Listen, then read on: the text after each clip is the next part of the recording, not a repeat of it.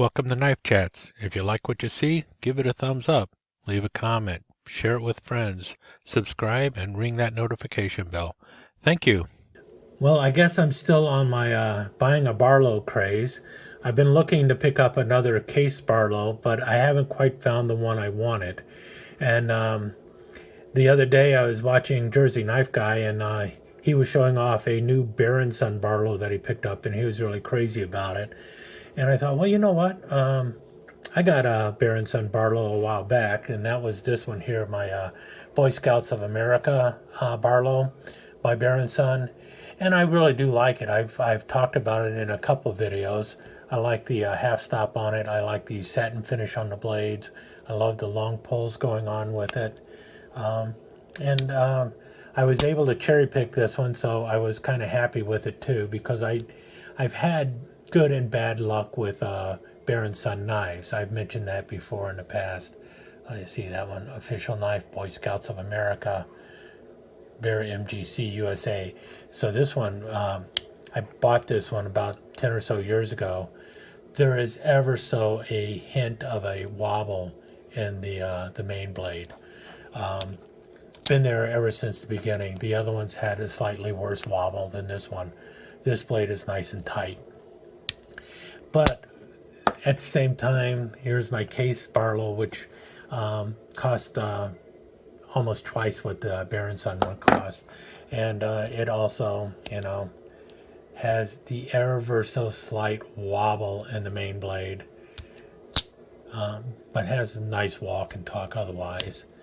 And also a very slight wobble in the pin blade. But really, I like them both, and it was something I could accept with either of these knives.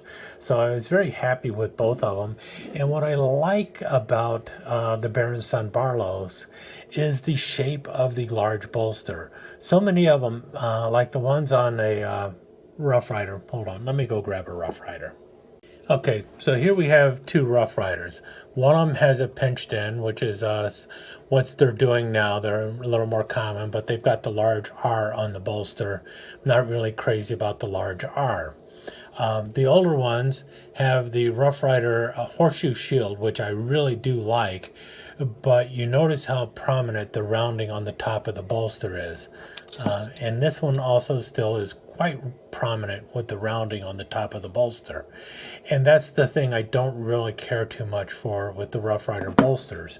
If you notice the Berenson bolster, it is more squared off. Yes, it is slightly rounded, but it is squared off.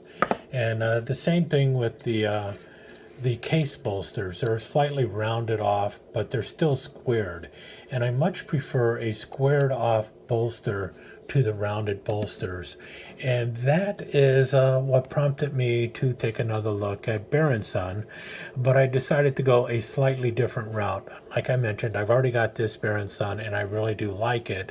But one of the other things that I miss on the Berenson Barlows is they just have a plain bolster, and they tend to put a shield on it, and I wish they would decorate the bolster instead. So let's move on to what I actually picked up. And so my latest one is a Colonel Coon Knives Barlow, and you will see that it bears a striking resemblance to the Barlows made by Berenson. The only difference is they're about $5 to $10 less in price. But you do see they are made in USA. Now, Colonel Coon knives are a Smoky Mountain Knife Works house brand, and it is a brand of knives that are basically affordably priced USA-made knives. But because they are affordably priced, it also means that there have been some corners cut in order to keep them low priced. And so we put the Colonel Coon knife box back there, and we'll see the knife now. They always come wrapped in this corrosion resistant paper, and the particular one I picked up this time is the one in yellow Delrin, or yellow composition. You notice here it does have the Colonel Coon shield in the handle. I wish it would have been up here on the inscribed into the Barlow's big bolster, but they did inscribe Barlow onto the bolster, which is kind of neat. You notice it is threaded. And one of the shortcuts that they use on here is that stainless steel is used throughout in the construction, with the exception of the yellow comp handle. I do like the shade of the yellow comp. It's very nice. It's also very smooth. The transition and everything is very clean. You can definitely feel the shield. This one is, well, it's flush, but because if you notice, the shield definitely has some recessed area and everything, you can definitely feel the raccoon in the shield and everything. And you can also feel the Barlow that has been etched into the bolster up here. Blades have the half stop. See right there. Made in the USA. Handmade in the USA. Nice tight blade. You notice that full long pull going on there. Remember I said I believe they're made by Bear & Son. You can look at those pulls. Same style of pulls. Same blade shapes going on too. Nice action there. Nice full half stop. Little loose on there on the closing. Pretty tight. Tighter than the Bear & Son I've got there. Yeah, it's a little loose this way, but nothing bad. Yeah, definitely good half stop going on. And, you know, not a bad mover at all. Got some nice walk and talk going. Looks good there, too. It is smooth here. Unfortunately, it is all stainless steel, so you don't see those brass liners or anything, which would be really cool to see, but then you're also going to be costing a little bit more money. And Bear & Son does make this knife in a yellow Delrin. It will not say Barlow on the bolster, and they'll have a Bear & Son shield there. The difference, though, I think, is the Bear & Son knives either will have a 1095 carbon steel blade or a 440A stainless steel blade, and the Colonel Coon knives will have a 420 steel blade.